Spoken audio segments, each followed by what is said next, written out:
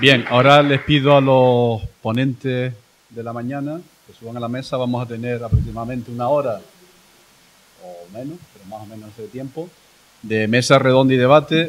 Primero me faltó agradecer cariñosamente le llamamos los becarios, que son a Carlos Velázquez García, que es guía intérprete jubilado del Parque Nacional del Teide, y a Francisco Pellegrino Frondela, profesor jubilado en la Universidad Católica Andrés Bello, que son los compañeros que estaban fuera en la mesa llevando, y les pido ahora, como hemos tenido alguna baja significativa con la jornada, si me pueden con el chat, si hay alguna pregunta, pues seguirla. Si no, les pido disculpas a los compañeros que están siguiéndonos online, porque estamos los que estamos y la vida es así. O sea, no hay otra que seguir.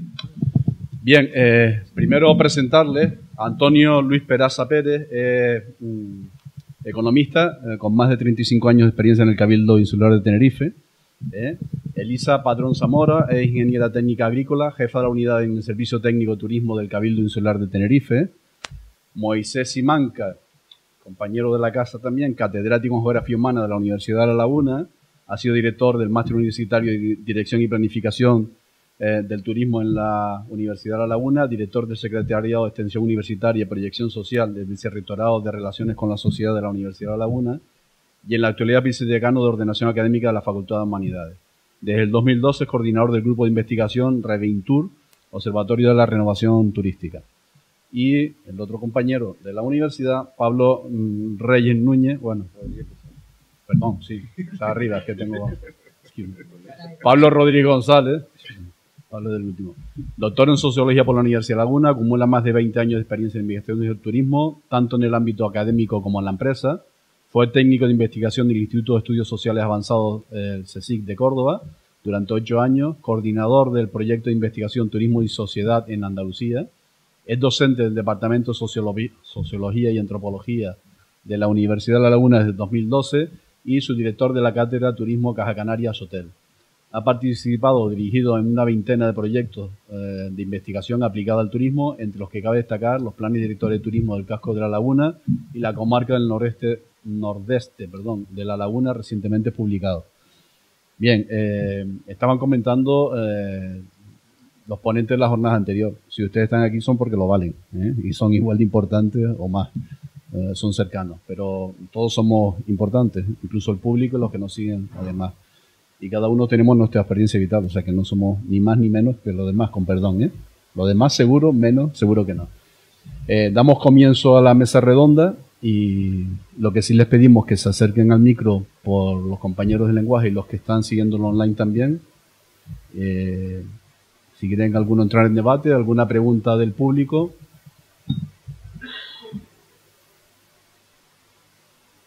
¿Tienen alguna...? ¿Os quedó muy claro o se aburrieron muchísimo? Suelen ser los dos extremos. Anímense porque si no le toca al coordinador lanzar las preguntas de rigor. Anímense que seguro que es enriquecedor para todos. Buenos días, gracias por la posibilidad de participar en esta jornada. Me llamo Bárbara y recientemente hemos comprado una casa que está dentro del pacto de la... El tema está en que de qué manera se han implicado a las asociaciones de vecinos en todo este plan tan maravilloso y con tanta confidencialidad y todo lo demás. ¿De qué manera y cómo se ha implicado a otros agentes? Como yo ahora soy nueva, lo compramos en agosto, estamos empezando. Y cómo se ha implicado y se pretende implicar a unos personajes que vamos a estar dentro de esta obra de teatro tan maravillosa de contar posibilidades. Bien, hago la pregunta resumiendo. Uno de los asistentes ha comprado recientemente una propiedad en La Laguna, hace muy poquito, y está viendo que esto dentro del teatro, que es una ciudad patrimonio, todas las características que tiene, las implicaciones que tiene estar en un sitio privilegiado, pero además con mucha normativa y mucho control, ¿qué papel tienen los vecinos en las comunidades vecinas? Bueno, en la fase de participación participó además de forma muy intensa, como es él, el presidente de la Asociación de Vecinos del Casco, y fuimos a sus locales, tuvimos un encuentro también con gente de la directiva, ¿no? En general, digamos, es una cosa que un poco pasé muy rápido, ¿no? Pero la parte esta de que en cierta medida los turistas buscan una inmersión en el territorio, en un territorio auténtico, no en estos escenarios turísticos que están preciosos, pero son otra cosa. Digamos que una de las lecciones que sacamos, o de las ideas fuerza que teníamos ahí, era que como el turista no iba a estar en un entorno preparado para ello, sino que lo que estaba buscando era precisamente salir de ahí, ¿no? Tú lo que te tenías que preocupar era de mejorar la calidad del entorno de los residentes. O sea, y que si el entorno es bueno para los residentes, a los turistas les va a encantar, ¿no? Esa es un poco de las líneas fuerzas de la filosofía del plan, ¿no?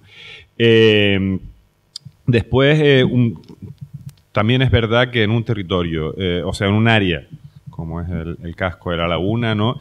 Donde hay pues turistas, visitantes del resto del área metropolitana, trabajadores entran, salen, ¿no? Digamos, tiene una densidad y tiene unas problemáticas que digamos, no las puedes arreglar solo desde una perspectiva turística, ¿no? Pero sí hay muchas de las acciones van directamente vinculadas pues, a mejorar la recogida de basuras, por ejemplo, a algo tan obvio como poner urinarios públicos, ¿no? Son cosas, parques infantiles, ¿no? O sea, son cosas que un poco tienen que ir por el doble uso, ¿no? Y de hecho muchos de los restaurantes y de la oferta cultural de la laguna no se entiende sin ese doble uso. Restaurantes que no podrían vivir solo de los turistas o solo de los residentes, ¿no? Sino que un poco se mantienen y pueden dar una oferta de calidad gracias a que hay esa especie de sinergia. No sé si te contestaba. Yo creo que Pablo se ha extendido bastante bien y antes lo comentó en su ponencia, que no quería convertir la laguna, o no era la intención del plan de él y de su equipo, en un parque temático. Quizás nos venga a la mente ciudades como Venecia, que se están despoblando, que ya solo van a trabajar y prácticamente no viven. Yo creo que eso puede enriquecer y diferenciar muchísimo la oferta turística de Canarias, y ya tenemos un precedente muy importante en el Puerto de la Cruz, donde una de sus principales riquezas es la convivencia entre la población local y los turistas que lo visitan. Y aquí en La Laguna pienso que también se quiere que no sea un parque, sino que puedan convivir los dos, e incluso que le dé opción a los residentes a tener oportunidades de negocio muy importantes, como puede ser abrir una tienda, abrir un restaurante, cualquier cosa, y se van a beneficiar de eso. Tiene que haber una cierta simbiosis que beneficiaría a los dos y ayudaría también a mantener el patrimonio, tal y como intentamos exponer dentro del recorrido, la simbiosis que se quiere buscar en el turismo entre el valor que puede aportar el turismo y nos permite también conservar, que si no de otra forma podría ser mucho más complicado. Tienen que convivir los vecinos con el turismo.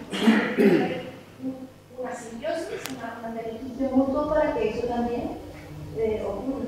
Si se opta por ese modelo, si se opta por otros modelos de desarrollo turístico solo o de ir desplazando al turista, al no considerarlo, como lo dice Pablo, puede pasar como en otras ciudades, como antes dijimos, que en Venecia está sucediendo. Ya en Venecia viven muy poca gente, viven en las afueras.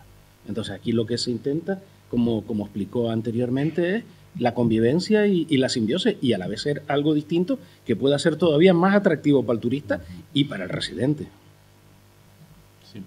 Pues, si me lo permiten, la semana pasada estuvimos en un simposio de ICOMOS en Cartagena, y el hotel mío estaba un poco lejos de donde estaban las jornadas, y bueno, yo tengo la manía de callejear. Cada vez que voy al hotel cojo una calle diferente, y allí tienen un problema añadido, es que mueven una piedra y sale un resto arqueológico, cartaginés, romano, demás, y tenían muchas fachadas desde hace muchos años sostenidas o mantenidas con andamiaje que ya estaba oxidado y obsoleto, a punto de caerse, y tienen un problema, que es el casco histórico central se está despoblando, viviendas que no se mantienen porque es un problema tremendo renovarlas y son de una edificación muy compleja, y se está desplazando la población al entorno de la ciudad. O sea, la parte antigua está degradada, muy degradada, y tiene un problema añadido.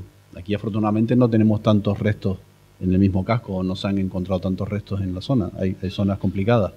Pero ahí tiene un problema añadido y se está produciendo el efecto que se está yendo la población de ahí. Entonces tiene un casco, unos entornos con unos atractivos turísticos como es el teatro, la molineta, etcétera, etcétera, que es visitable en los museos. Yo, bueno, el sábado me visité 7 museos en un día, o sea, aproveché, me fui solo y aproveché, y digo, no sé si volveré, pues aprovecho. Y es un sitio que tiene muchísimos museos de diferentes tipos, pero claro, después se vacía por la noche. Y entonces es un problema que tienen. Y el problema hay que contar siempre con la población local, ¿vale? La laguna pensamos todos que el plan urbano iba a ser un desastre, nos quejamos cuando se peatonalizó, se quitaron los peatones de en medio, en teoría los coches, los vehículos, y bueno, ha sido, en realidad, el resultado ha sido el contrario, el que al principio se pensaba, o el que se esperaban los que lo hicieron en su momento. No digo más. Bien, pregunta. Nadie. Voz alta y... Todos los proyectos, la laguna, pero también en La Gomera, ya que hablamos de turismo, pero también de la población local, ¿no? Como estamos, la ciudadanía que habita estos bienes culturales, ¿no? Realmente, ¿qué modelo tienen ellos en la cabeza sobre qué modelo turístico o patrimonial hay que tener? Un poco la experiencia que han tenido ustedes por el camino de estos proyectos, pero un poco si nos pueden transmitir qué tipo de ideas manejan en la cabeza sobre el modelo turístico que desean, ¿no? Si un poco coincide con lo que están diciendo ustedes, ¿no? Con esa simbiosis de turista, población local, y teniendo en cuenta que quizá la población local es la primera que tiene que valorizar sus propios bienes culturales, ¿no? Entonces, no sé, se puede un poco profundizar en este ámbito casi como curiosidad, no sé. Sí, la pregunta de un compañero del público es que ¿cuál es la idea que tienen del desarrollo turístico de la laguna? No sé si el resumen muy compacto del modelo. Sociales, vecinales y demás. Cabildo, docente. Empiezo yo por la laguna. Uf. Bueno, yo siendo sociólogo tengo una especial sensibilidad a todas estas cuestiones sociales, ¿no? Y un poco hay algunas de las conclusiones que no me dio tiempo de leer, ¿no? Era uno de los problemas que tiene la laguna, ¿no? De tú plantear la sostenibilidad del turismo o incluso la sostenibilidad del patrimonio de la laguna, es precisamente intentar, ¿no? O sea, que vengan a verte turistas, que tengan una presión ¿no? de población flotante, por decirlo así, sobre tu entorno urbano, ¿no? Es un problema, pero digamos, precisamente la laguna, al tener excursionistas, pues digamos, los excursionistas están durante el día, pero no están por la noche de fiesta, ¿no? Con lo cual ya eso es algo que, un impacto, por decirlo así, que nos ahorramos, ¿no? ¿Cómo veo yo el papel del patrimonio y de los recursos patrimoniales en lo que puede ser este modelo turístico a buscar, ¿no? Yo entiendo que un poco también tienen que reinventar su función, ¿no? En parte no son, ¿no? repositorios, no son conservatorios, no son urnas donde está el patrimonio, sino un poco, y creo que hay gente, ¿no? dentro de lo que algunos de los espacios culturales de la laguna que un poco tienen esa idea de que los museos, las salas de exposiciones tienen que ser sitios vivos, ¿no? Y que un poco tienen que conectar con el turista, pero también con la población que está a su alrededor, ¿no? Hay el Museo de Carta es un ejemplo de eso, ¿no? Digamos, de estar en contacto con los vecinos, de montar iniciativas en el cual todo el patrimonio etnográfico de la comarca se ponga allí, ¿no? Y también el museo aquí de historia también ha hecho algunas, la Casa del Ercaro, ¿no? Ha hecho algunas, tenía antes de la pandemia, ¿no? Ahora no sé cuánto ha rearrancado, ¿no? De iniciativas precisamente de eso, de no solo ven a ver mi exposición, sino vamos a hacer unas cenas con el patrimonio, con literatura, cuentos canarios, o sea, contadores de cuentos o escritores, ¿no? del municipio. Hay un larguísimo espacio de oportunidades, ¿no? Después hay problemas que es donde, digamos, está la cuestión. O sea, el problema aquí en La Laguna, por ejemplo, es que podemos decir, ¿cuántos turistas queremos? Queremos 1.200.000, queremos 800.000, queremos, ¿no? Y realmente el problema es que no tenemos forma de pararlo, ¿no? O sea, quiero decir, ese 1.200.000 de turistas que vienen a la laguna vienen porque están en la isla y quieren hacer cosas, ¿no? El ayuntamiento puede hacer muy poco, ¿no? ¿Sabes? No puede poner una barrera en la entrada para decir, no vengan, ¿no? Pero un poco hay que buscar, pues, por ejemplo, un problema importante ahí. El 80% viene en coches de alquiler, ¿no? Entonces, ¿por qué no encontramos aparcamiento los residentes en el casco de la laguna? Pues en parte porque hay 3.000 personas diarias que también quieren aparcar. No, 3.000, pongamos 2.600 personas diarias que vienen a aparcar aquí, que digamos no están previstos, no están en nuestras ya de por sí escasas dotaciones de aparcamiento, ¿no? Dentro de lo que es el casco, ¿no? Y así podríamos seguir con más cosas. El alojamiento, la vivienda vacacional, ¿qué va a pasar con eso, no? Pues realmente los dictámenes jurídicos que maneja el ayuntamiento y la posición que ha cogido la gerencia de urbanismo es que en realidad no puedes limitar la vivienda vacacional. Entonces, bueno, eso está presionando al alza los precios del alquiler, está presionando al alza los precios de la vivienda, pero realmente la solución no está en prohibir la vivienda vacacional. La solución está en generar vivienda pública, en generar vivienda accesible para la población residente, ¿no? Porque, digamos, si no es intentar perseguir a un problema muy gordo de crecimiento de población, intentar acortarlo con un problema que es marginal. Y así podríamos seguir. Me voy a callar a ver si levanto el debate, ¿no?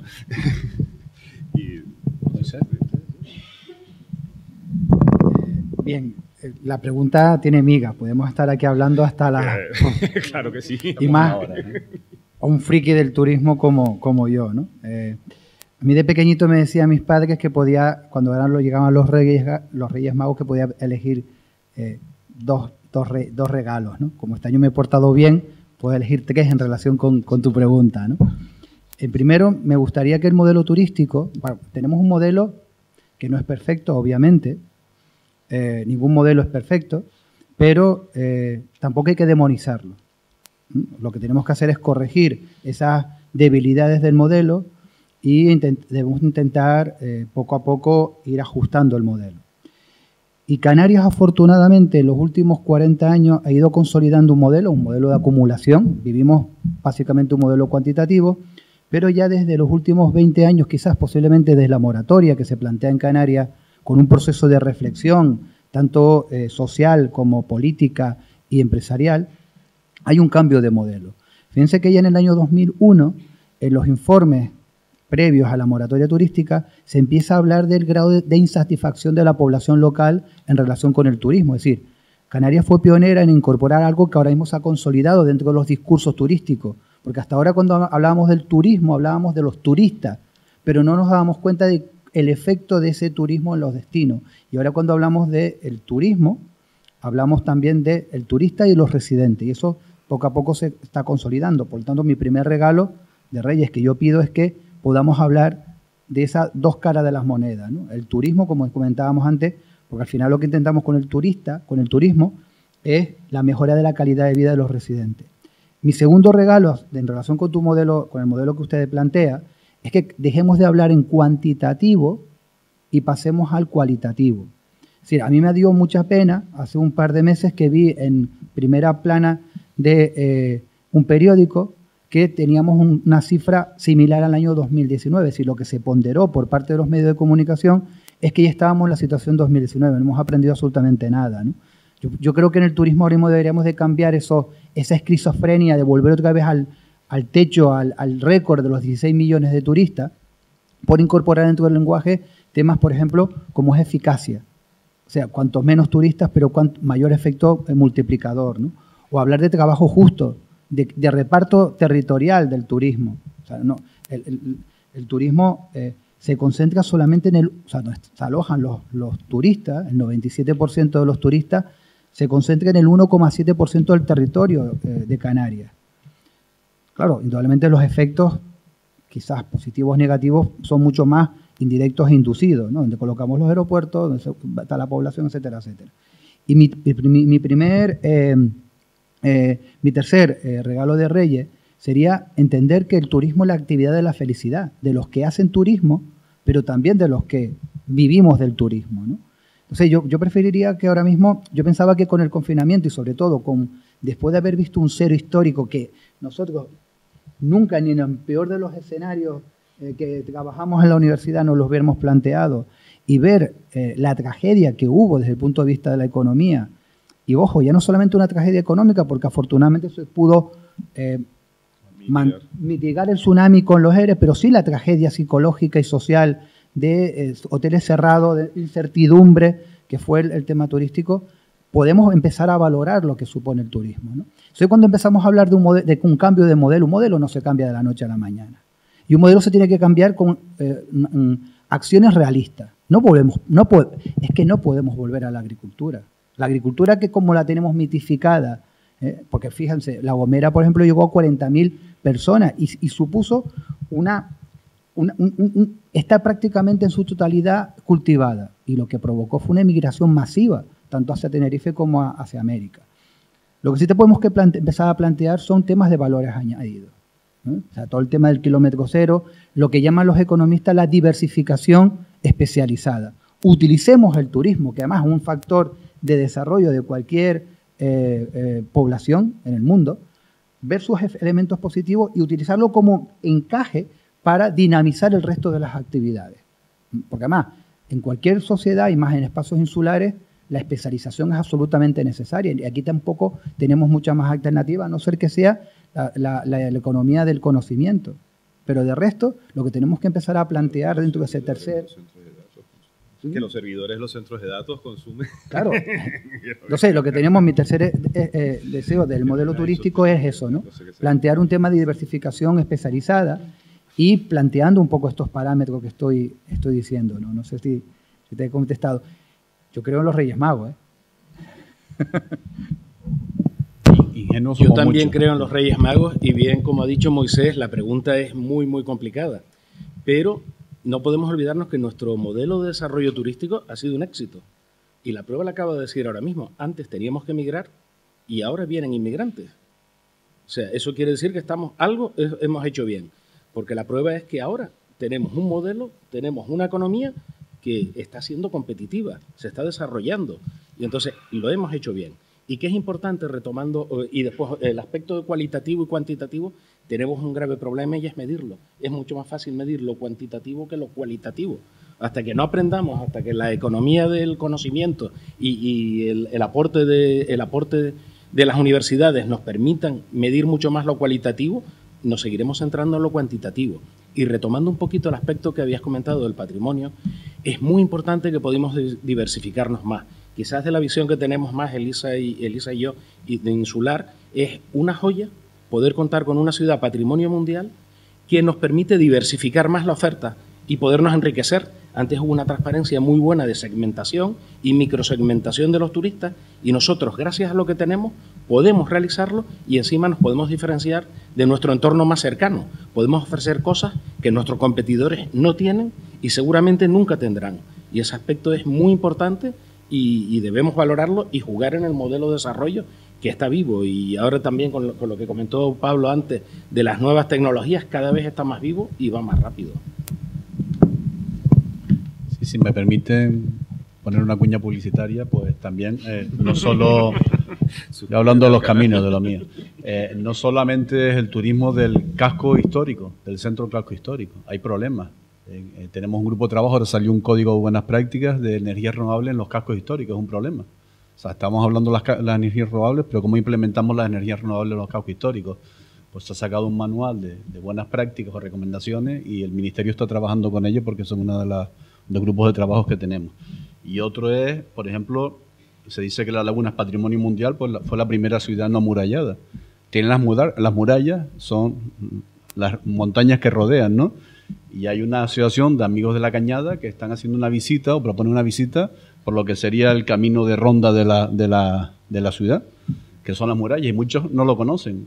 Sube uno a San Roque y ve la visión de la laguna y lo compara con las visiones de los viajeros del siglo pasado, del siglo antepasado, donde se ve la laguna, el casco y la trama urbana de la laguna y se comprende perfectamente desde la altura. Muchas veces desde la base, desde el casco no se ve, pero desde que sales un poquito subes, ves la laguna, ves lo que estamos intentando explicar que es la laguna porque es la primera ciudad, en un momento se distingue, ¿no? Y tiene otros valores. Y después Canarias, tenemos 4 parques nacionales, tenemos islas completas reservadas a la biosfera, tenemos un paisaje. Lo que más hacen los extranjeros, los que nos visitan con los informes que tienen del Cabildo de salida, es aparte del Loro Parque, el Siampar y el Teide, que es típico, el avistamiento ballena, los metí yo en las estadísticas también, es turismo cultural. Lo que más hacen los visitantes, turismo cultural. Y es lo que hay que potenciar, es lo que intentamos nosotros potenciar de este campo. Y decir, no solamente la ciudad es el casco abajo, la parte antigua, sino la periferia de la laguna también y otras zonas del casco. Bueno, un poco por completar lo que has comentado, en el proyecto Recorred se planteó, y no salió, pero si se opta a nuevas ediciones, el proyecto de la cañada lagunera, ¿no? Como si fuera un mirador continuo de por qué la laguna fue declarada Patrimonio Mundial, y después también otra riqueza que tiene es el Parque Rural de Anaga, ¿no? Y cómo puede servir también pues como receptor de todos esos visitantes, pero siempre de una manera controlada y organizada y demás, ¿no? Y bueno, y parques periurbanos como podría ser el de la Mesa Mota, que también se están planteando como exacto. Entonces, con una planificación más o menos adecuada y pensando que los beneficios son para el turista y también para la población local y dirigidos, yo creo que es por ahí por donde se podría ir. Yo, un poco abundando con esto, que me ha gustado mucho, pues son iniciativas que entraron dentro de las acciones propuestas del plan, ¿no? Otra cosa es que después se puedan ejecutar, ¿no?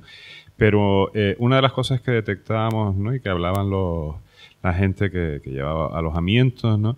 Era de, no, nosotros tenemos un turista que no, o sea, pues, tradicionalmente la laguna era un centro de turismo de negocios, ¿no? Pero resulta que en la laguna está recibiendo ahora una clientela muy de turistas que vienen a caminar a Anaga, ¿no? Pero un poco les viene bien, ¿no?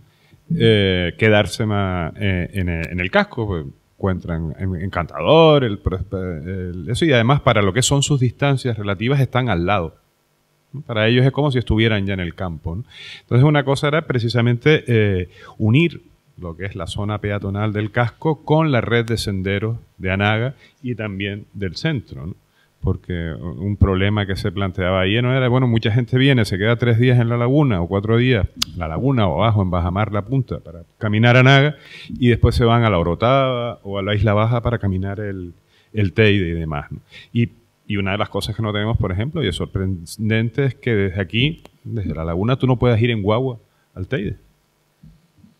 Entonces, tanto que nos llenamos de la sostenibilidad, tan gratis que vamos a poner las guaguas, tanto que nos quejamos de lo saturado que está el Teide, pero igual eso sería una cosa, pues también está en las acciones del plan, pero no porque me la haya inventado yo, sino porque me la planteó el presidente de la Asociación de Vecinos del Casco, me lo dijo, o arre, pones esto o te apedreo si te veo por la calle, ¿no? Aquí en la laguna nos conocemos todos. Yo soy residente del Casco también, ¿no? Un poco yo le tengo mucho cariño a este proyecto por eso. Fíjense que lo que no son cuentas son cuentos, ¿no? Según datos de Promotur, los turistas en Canarias pasan 7,3 horas fuera de su alojamiento.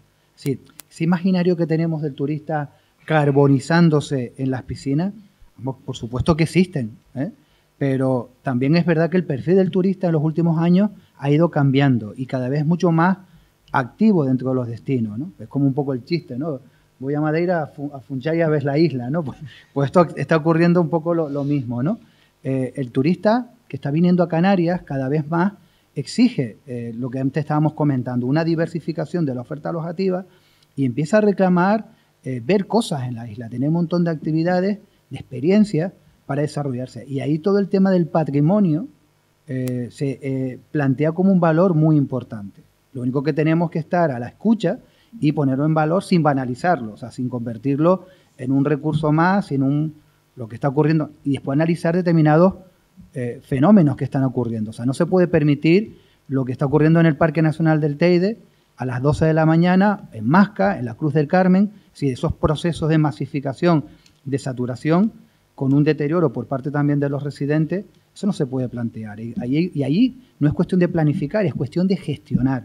Porque además en muchos casos tenemos un exceso de planificación, lo que falta es tomar decisiones y el tema de la gestión. Pero, sinceramente, creo que el tema del patrimonio cada vez más se está incorporando dentro de los productos turísticos del tema turístico. Por la intervención. No sé si ahora lo suficientemente alto. Mi pregunta es para Moisés y Banda.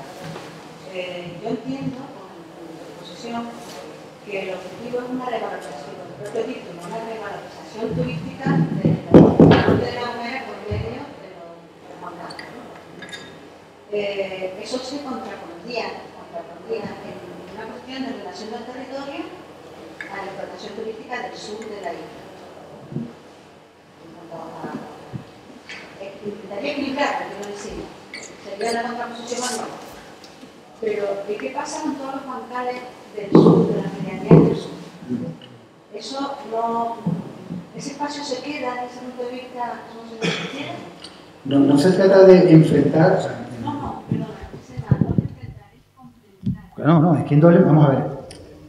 Sí, Moisés, si te parece, intento resumir. Perdón. Sí, en el caso de pregunta del público, en caso a Moisés, referida directa, es el equilibrio entre el turismo del sur de la isla de La Gomera con el uso de los bancales en el norte de la isla, si se olvidan los bancales del sur de la isla. O sea, ¿cómo se busca el equilibrio de que todos los bancales estén o se recupere la acción y se complemente con el turismo? En el caso del proyecto que nos planteó la consejería, había una segunda parte que era incorporar los bancales del sur de la isla, ¿no? Pero el proyecto por nuestra parte se quedó parado y no se siguió. No sé si se está desarrollando por parte de la Consejería de Turismo, Comercio e Industria, o en nuestro caso se quedó parado tan solo limitado a los bancales del norte. Había una primera etapa que eran los bancales del norte y una segunda, porque además tú lo conoces perfectamente, porque además yo era experta en geomorfología y paisaje natural de La Gomera, eres tú, ¿no? Entonces, la primera parte era los bancales del norte, dentro de la estrategia que acabo de comentar, y una segunda etapa los bancales del norte, ¿no? Perdón, del sur, de Sotavento, ¿no? Sí, efectivamente. Lo que no sé cuándo hasta ahora. Una potencia estética y cultural es Machu Picchu Gomera. Sí, de hecho yo soy surra, yo soy del sur de La Gomera y conozco los bancales del sur y los valoro casi tanto como los del norte, sobre todo porque es un espacio que he vivido en mi casa, ¿no? Dentro del cultivo de tomate fundamentalmente, ¿no? Que dio de comer a mi familia. Entonces, bueno, ese tipo de cosas para mí tiene un apego personal, ¿no? Y hasta ya no solamente profesional. Pero el proyecto se quedó parado ahí y la verdad es que es una pena. Pero también es verdad porque la idea era que, obviamente, tener el contexto territorial. Y se trata de incorporarlo. No, indudablemente La Gomera no puede aspirar a ser un destino de sol y playa. No lo es, o sea. Y yo creo que incluso el Cabildo de La Gomera ahora mismo está entendiendo este tipo de cuestiones, ha ido incorporando dentro del producto turístico, entendiendo que es La Gomera, esa isla un poco mística, mágica, del relax, de la inspiración, de la tranquilidad, del slow, ¿no? del despacio, ¿no? Hace 3 semanas estuve en Cabo Verde viendo un tema de cooperación, un proyecto de cooperación muy bonito, y me decía, ahí la gente es muy feliz. Tenemos una renta per cápita de 150 euros por habitante, fíjense. Pero la gente sonríe, hace una vida comunitaria en la calle. Es una cosa que a mí, sinceramente, me volvió a poner los pies en el suelo, ¿no? Como geógrafo, ¿no? Y cuando llegamos a una reunión nos decía, es que ustedes tienen el tiempo, nosotros tenemos el tiempo, ustedes tienen los relojes, ¿no? Y es verdad, o sea, esa frase a mí me llamó la atención y un poco La Gomera tenemos que empezar a plantearnos, ¿no? El gran problema del turismo en Canarias es que hemos intentado siempre ser lo que no somos. El caso del Puerto de la Cruz. ¿Cuál es el fracaso del Puerto de la Cruz? Que siempre intentó ser un destino de sol y playa, cuando en el Puerto de la Cruz no había ni sol ni playa. Entonces, claro, su gran fracaso cuando... Claro, entonces, como se empieza a desarrollar el sur de Tenerife, además hay una gráfica por ahí muy bonita, que se ve el desarrollo, cómo está parado el desarrollo turístico, la promoción turística en el puerto, prácticamente de los años 70, y va creciendo el sur de Tenerife, cómo se cruzan las gráficas. Y cuando se plantea el plan de rehabilitación de infraestructura turística del Puerto de la Cruz en el año 2010 y después el PMM, el plan de infraestructura, uno de los grandes aciertos de los redactores fue entender que el Puerto de la Cruz no puede seguir siendo de sol y playa. Y se plantea todo un modelo de negocio vinculado a convertir el Puerto de la Cruz en el lugar de estancia del turista que quería recorrer el norte de la isla. Esos son aciertos. Y La Gomera es lo mismo. O sea, no se trata de estar inventando absolutamente nada y, como tú muy bien dices, el Machu Picchu gomero, o sea, es que lo tenemos aquí. La gente se queda sorprendida cuando llegan allí diciendo, bueno, estas escaleras que llegan hasta el cielo, y que tú le cuentas el sacrificio que supuso construirlo, o que un maestro cantero te lo explique, y que tú le expliques que con esto mató el hambre de 40.000 personas, ese turista lo va a apreciar, ¿no? Y si encima puedes desarrollar actividades y lo puedes poner en valor, por ejemplo, uno de los proyectos que teníamos en una de las líneas de acción es el tema de la responsabilidad social corporativa de las empresas de G-Safari, que ese 0,7% de sus beneficios sirviera para restaurar determinadas zonas de bancales muy, muy visuales, ¿no? Y que debajo se ponía el cartelito de este bancal fue restaurado por la empresa Pepito Pérez. ¿Por qué? Para poner en valor. Y un poco en relación a lo que estaba comentando, el papel, la responsabilidad de los actores locales en todo ese tipo de planteamiento, porque al final se trata un poco de coger la planificación y que nosotros también decidamos lo que queremos. O sea, nada de esto de que otros decidan lo que nosotros podemos hacer, en este caso en La Gomera o en el casco histórico, ¿no? Pero también es verdad que hay que tener un poco de cuidado porque cuando intervenimos este tipo de estrategias, siempre suele haber ganadores y perdedores y siempre suele haber, digamos, que intereses que intentan imponerse, y ahí hay una cuestión del poder, ¿verdad? Una cuestión del poder y la capacidad de influir, ¿no? Hay un tema de pedagogía, de darnos cuenta del interés general, y cuando planteemos la estrategia no es de qué hay de lo mío, como decía aquel, no, todo el mundo va a lo mío, a lo suyo, menos yo que voy a lo mío, ¿no? Sino un poco del interés general, qué queremos para la laguna, qué modelo turístico queremos para la laguna, qué acciones podemos integrar desde el punto de vista de que el turista se sienta feliz, que el residente se sienta feliz, que las personas que vivimos en Santa Cruz, que vamos a la laguna, nos sentamos felices y que estemos bien. Sí, yo creo que es una cuestión, y aquí todo el tema del diálogo, el consenso, el acuerdo, la gobernanza, ¿no? Que tanto nos llenamos, porque ahora mismo lo que tenemos es gobernabilidad, con algunos apuntes de gobernanza, pero realmente lo que tenemos es gobernabilidad, ¿no? Y creer en ese tipo de cuestiones, ¿no? De decisiones absolutamente participativas, ¿no? Sin participación no existe desarrollo sostenible. Eso está claro. Sí, una pregunta. Sí, buenas tardes. Quería preguntar acerca de ese 1,7 que nombraba, donde se acumula todo el turismo en las Islas Canarias, que suele ser en los sures. En esas zonas donde está tan masificado y donde prima el hotelero y el apartamento, ya no queda casi prácticamente patrimonio. Lo sabemos porque nosotros estamos recorriendo el sur en una serie de senderos y la mayoría de caminos reales pues, se han perdido, se han destruido. ¿Cómo en esas zonas tan influenciadas y masificadas se puede recuperar algo del patrimonio si prácticamente no se entiende en Canarias?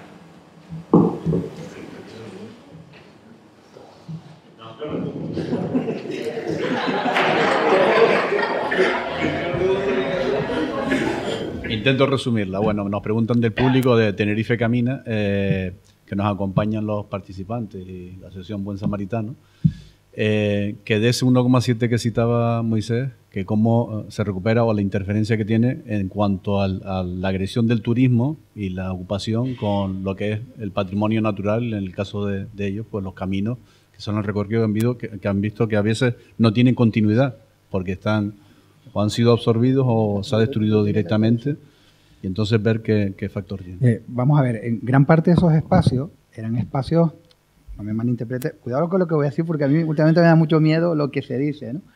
O cómo lo digo, mejor dicho. Son espacios que eran marginales en el sentido que eran las partes llanas del espacio costero, y que los elementos digamos que de patrimonio eran muy limitados. Estaba comentando con Antonio que se nos vino a los dos a la cabeza las salinas del Guincho del Carmen eran, la que estaban en el antiguo Europe, del Guincho, ¿no? Sí, la punta del Camisón. O sea, eran elementos que, por ejemplo, cuando vamos a Costa Teguise y hablamos del Hotel Salina, que bueno, tenemos la suerte de que los jardines fueron diseñados por César Manrique, todavía ya tan solo queda el nombre, y cuando vemos las fotos decimos qué maravilla que indudablemente ahora mismo se hubiera integrado como producto turístico, ¿no? Entonces, gran parte de esos espacios que han sido diseñados para el turismo, los elementos patrimoniales eran antiguas fincas de tomates o en algunos casos de platanera, que ya por sí ya habían sido absolutamente arrasados por ese tipo de cultivos, ¿no? ¿Qué es lo que sí tenemos que empezar a plantear? Relaciones de complementariedad territorial. Es decir, es absolutamente fundamental que esos espacios, esos turistas que se alojan en esos espacios, entiendan lo que ustedes están caminando, lo están pateando, ¿no? Y que están fuera. Y ahí sí donde me preocupa a mí que se esté perdiendo el patrimonio. Eso sí me preocupa a mí, ¿no? No tanto lo que había abajo, que ya está perdido, que ya incluso algunos valores. Hay una foto muy bonita que es en Playa Fañabé, donde todavía en un jardín, en un parque, todavía se mantienen las antiguas fincas, muros, las medianeras de las fincas de plátano, de Faife. Es una foto muy bonita, con los muros con piedra de Tosca, de pumitas, de Tosca, pero son elementos absolutamente residuales, ¿no? Un dato interesante. ¿Saben ustedes que el 30% de la población empadronada en Canarias reside dentro de esas áreas turísticas? Es decir, que más del 50% de la población empadronada en Arona y Adeje vive en las áreas turísticas. O sea, yo creo que tenemos que empezar a hacer reflexiones y poner los datos encima de la mesa, ¿no? No ir a lugares comunes con el tema turístico. Y esa gente, en muchos casos, es población foránea, que buscan esos signos de identidad, ¿no? Y que van a vivir esas zonas porque tienen una calidad interesante, ¿no? Una calidad que es lo que se busca, son espacios urbanos con muy buenos equipamientos, muy buenos servicios, y donde en algunos casos esa convivencia entre el turista y el residente, yo en todos estos años cuando leíamos en Barcelona, en Venecia, los procesos de overtourism, de turifobia, yo aquí no veo esos procesos de rechazo hacia el turista. Es más, lo estoy empezando a ver a proyectos turísticos, pero me sirven como una especie de acicate, de reflexión, de cuña de sostenibilidad a no podemos seguir creciendo. O sea, en Canarias no podemos seguir creciendo porque son proyectos emblemáticos y seguir incorporando plazas turísticas.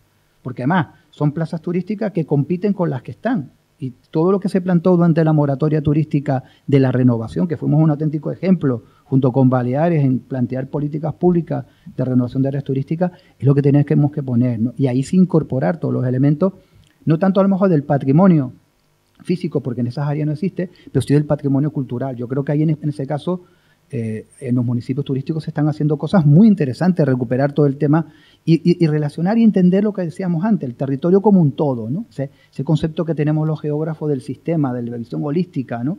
De lo que ocurre en la costa también afecta a la parte de medianía y cumbre y viceversa, ¿no?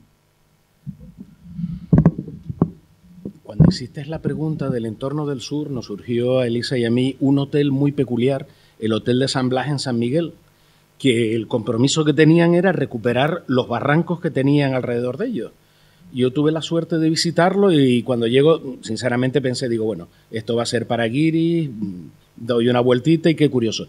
Fue precioso cómo, justo lo que acaba de decir Moisés, cómo relacionaban el traslado que había de la agricultura y de la pesca, cómo se comunicaba esa zona pesquera de San Miguel con Vilaflor y cómo intercambiaban productos. Tenían un camión antiguo de madera y lo ponían a arrancar y lo representaban magníficamente. Es un ejemplo de cómo lo conservaban y cómo incluso locales que sí habíamos oído la historia, allí francamente la vivíamos. Ha tenido varias direcciones ese hotel, en unos momentos ha estado cumpliendo el objetivo ese, en otros se apagó un poco y ahora lo están reactivando otra vez. Y uno de los estudiosos del Recorred participó en ese proyecto, fue el primer director medioambientalista que tuvo y estaban intentando renovar un segundo barranco. Tenían una presa, representaban todo el cultivo de los tomates, el intercambio de la pesca con los agricultores de Vilaflor, cómo subían cantando y bajaban cantando, lo representaban magníficamente. Fue un ejemplo de cómo integrar la actividad turística y a la vez recuperar toda la actividad cultural de la zona. Si me permiten, en un proceso donde se cambió el proyecto, si no me corrigen, se cambió el proyecto. El proyecto era un hotel con campo de golf, donde habían ya 2 campos de golf, y lo que se hizo cuando se hizo el contenido ambiental, estaba el profesor don Wilfredo Wilpret, y él se encarga del contenido ambiental, se da cuenta de los recursos etnográficos, botánicos, geológicos, geomorfológicos que habían en la zona y convencen a la propiedad para cambiar el proyecto. Y como dice Antonio, se articula todo un sistema con un problema, que cuando se pone en marcha el hotel, primero el turoperador no supo captar ese cliente, de tal forma que eran clientes que no sabían apreciar ese tipo de cosas porque se vendía como un hotel de sol y playa.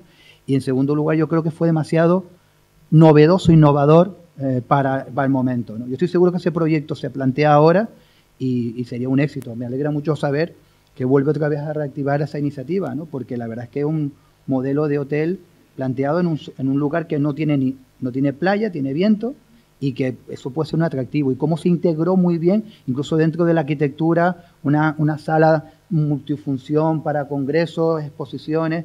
Es un modelo, sí, totalmente de acuerdo.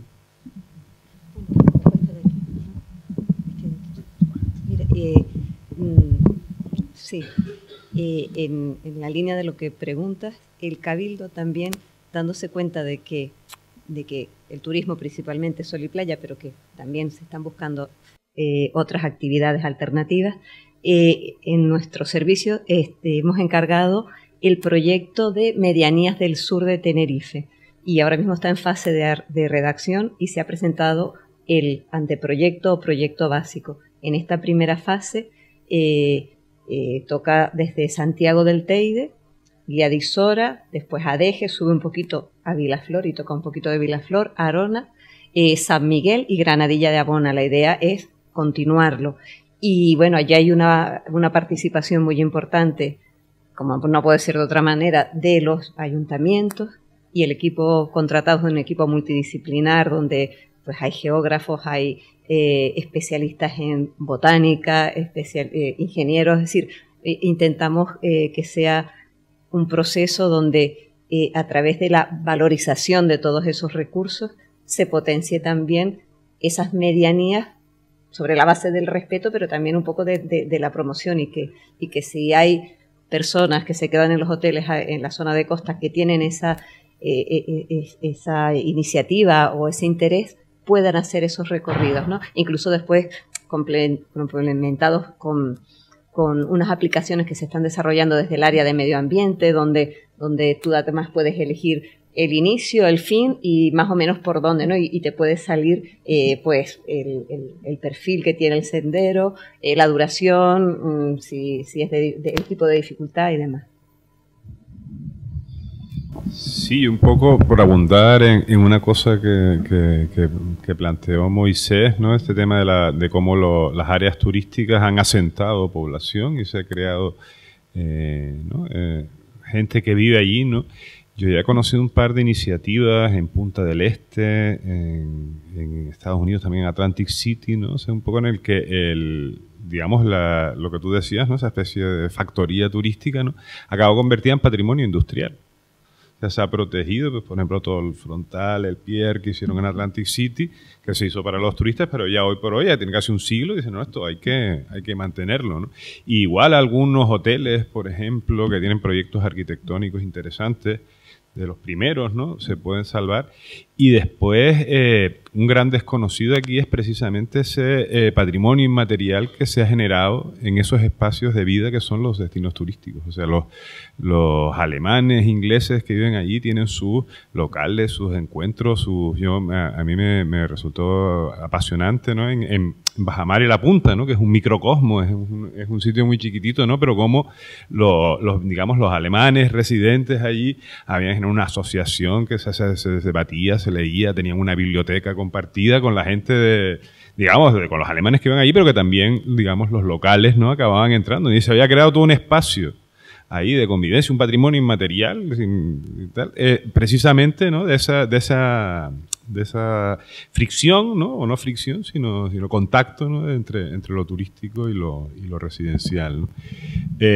Lo que sí es verdad, y todos lo hemos reconocido, ¿no? O sea, también hemos hecho muchos disparates en el pasado y también cuando se empezó todo el desarrollo turístico en Canarias, ni siquiera había conciencia, ¿no? de lo que eran los senderos, de todo eso. Es que no había ese turismo, y un poco lo que planteaba antes, cuando se hace el plan de especial de protección del casco, se piensa en en que el desarrollo turístico de la laguna va a ser por hoteles y turistas de estancia, ¿no? Pero es que en realidad hasta 2 años, 3 años después no se empezó a recoger en la estadística del Cabildo precisamente la movilidad de los turistas porque no éramos ni conscientes, ¿no? O sea, y me acuerdo hasta con Ceferino y con ustedes cuando empezó eso, ¿no? En el sentido de, tan solo una cosita, en el sentido de que el profesor Monzón nos dijo que nos merecíamos el bizcochón del café si generábamos polémica. Ahí está la ecotasa. Es decir, la ecotasa se puede cobrar siempre y cuando tenga un tema finalista.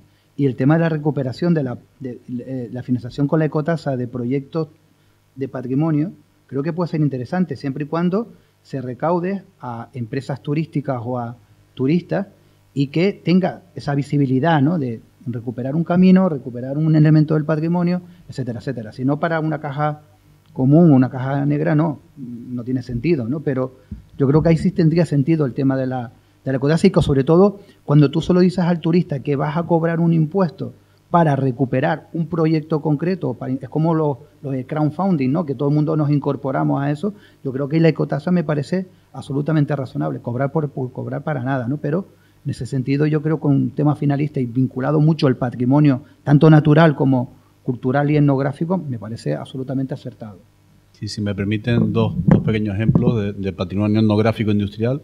Las salinas Fuencaliente fueron creadas por el abuelo de los autores propietarios, uno de ellos geógrafo, si no más, y han creado un producto turístico, no solamente la salina, sino han creado mesas de interpretación con los Birlay, explican el recorrido, han musealizado las salinas y es un producto turístico.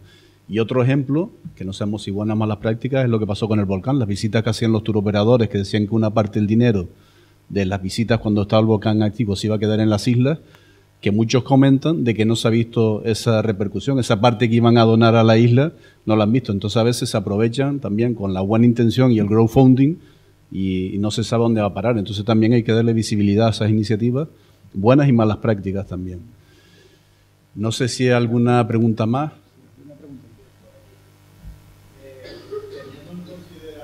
Que se dice que no hay turismofobia y que las estadísticas del Cabildo indican que hay un progresismo acerca del turismo. ¿Cómo se compatibiliza eso con los temas polémicos de la actualidad como Fonsalía y activamente ahora la Cuna del Agua? A ver cómo traduzco la pregunta. Bien, a ver cómo paso la pregunta a los oyentes. Bien, me preguntan, compañeros de la sala, de que las iniciativas del turismo que han habido y la repercusión, de cómo se contrapone o la beneplácito del turismo con otras actuaciones como puede ser el caso de Fonsalía o seguir con el crecimiento turístico en zonas a lo mejor que tendrían que estar protegidas o no, o zonas aeroportuarias para dar servicio a ese turismo de masa que estábamos comentando. No sé si hice buena la traducción. Si alguno se atreve. Yo me atrevo. Moisés decía que le habían prometido un bizcochón, lo mío tendrá que ser un chuletón o algo así, ¿no? Vamos a ver, has mentado la bicha de la turismofobia, ¿no?, y del rechazo al turismo. O sea, los datos, ¿no?, cuando tú la única encuesta que hay del año 2019, ¿no?, que un poco se aproxima, ¿no?, a esta cuestión de qué opinan los canarios sobre el turismo, el resultado es abrumador. 5-10% se opone de alguna manera al desarrollo turístico, el resto de la gente está contentísima, ¿no? Entonces, claro, quizá eso no sea para ponernos una medalla ponerse una medalla al sector turístico, sino para preocuparse, pues, un poco como lo que plantea Moisés. O sea, es que tenemos que quitarnos de la cabeza ya este mantra desarrollista de más turismo porque el turismo crea riqueza y empleo, ¿no? Después, una compañera y amiga, tanto mía como de Moisés, Raquel Huete, trabajó esto de la turismofobia hace unos años, antes de la pandemia, 2017-2018. Cuando la cosa estalló allá en los Països Catalans, ¿no? Y claro, ella planteaba que un poco esta idea, la población está al margen de este debate de turismofobia, ¿no? Y hay dos actores que les interesa que sí se hable de turismofobia y que la palabra esté en los medios de comunicación, ¿no? Uno es pues, precisamente eso, grupos radicales o grupos ecologistas que un poco intentan meter, ¿no?, con mayor o menor fortuna y con mayor o menor razón, ¿no? Yo creo que en el caso de las protestas aquí está muy legitimado, está muy claro, y la chapuza que se ha hecho en Cuna del Alma, pues clama al cielo, ¿no? Pero digamos, esos son unos, ¿no? Pero también las patronales turísticas y, digamos, los grupos, los grandes intereses, por decirlo así, corporativos detrás de la maquinaria de desarrollo turístico, les interesa esto de la turismofobia, porque cualquier cosa que tú plantees para controlar o regular el turismo, ya es turismofobia, ¿no? Moisés dice Cotasa, ¡tan!, le dan con el martillo a la turismofobia sobre la marcha. Moisés dice, no, el alquiler vacacional tiene algo de tal. Turismófobo. ¿Es o no es? No, lo hemos padecido, ¿no? Entonces, la gente no es turismofóbica, ¿no? Y de hecho yo creo que una de las cosas que por las que aquí en Canarias, que tenemos mucha más presión turística que la que pueda tener Barcelona, ¿no?, pues si lo mides por lo menos en relación entre turistas, número de turistas y número de población local, ¿no? ¿Por qué en Canarias no somos turismófobos y en Barcelona sí, ¿no? O hay más rechazo. Yo creo que en parte porque hemos creado esas ciudades turísticas que un poco hay quien lo dice, no, aquello es el campo de concentración, la fábrica, donde están los guiris ahí encerrados, ¿no? Pero eso, primero, que dan una cantidad de dinero inmensa, ¿no? Otra cosa es cómo se reparte, y aquí también me van a llamar turismófobo, a mí. ¿No? Pero hemos creado una cantidad de dinero y realmente usando poco suelo, ¿no? O sea, ahí un viejo talento, una vieja vaca sagrada del turismo aquí en España, que era Iribas, ¿no?, decía siempre que Benidorm, ¿no?, ocupaba el 1% de todos. Dicen, qué feo Benidorm, qué cosa más insostenible Benidorm, ¿no? No, Iribas decía, Benidorm ocupa un 1% de la costa valenciana y produce el 25% del PIB turístico. Entonces, el resto de la costa valenciana, el 99%, que también está alicatado, ¿no?, de desarrollos turísticos urbanísticos de esta y de aquella manera, ¿no?, realmente no es negocio. O sea, con llegar a ser 4 Benidorms tendríamos la misma riqueza y tendríamos un litoral virgen. Entonces, un poco esta es la cuestión de los modelos, ¿no?, que a veces parece que esto es malo, pero igual otro camino también nos hubiera llevado a peor sitio, ¿no? Me callo. ¿Chuletón o no? Bien. Chuletón ganado. Bien, para seguir un poco con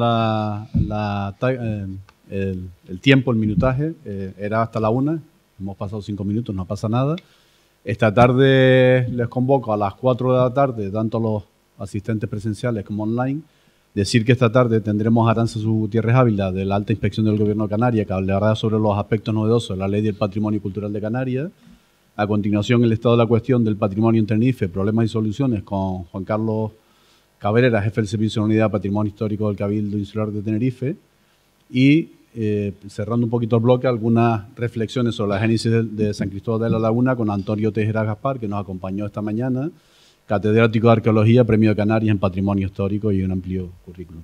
Y después una cosa que hemos llamado Diálogos con, esta tarde será la primera y el miércoles, o sea, mañana la segunda.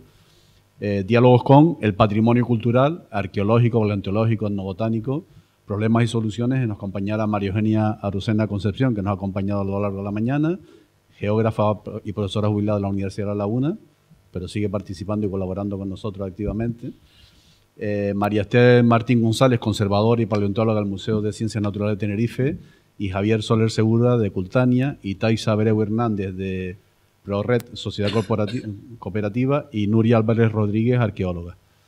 Les convoco entonces hasta esta tarde a las 4 a darles las gracias a los ponentes y a los asistentes, tanto presencial como online, por participar en la jornada, y pidiendo disculpas en lo que cabe por mi parte, porque hemos tenido unas bajas médicas sensibles en la organización, pero el bicho sigue actuando todavía diferido, pero sigue. Nada, les emplazo esta tarde a las 4.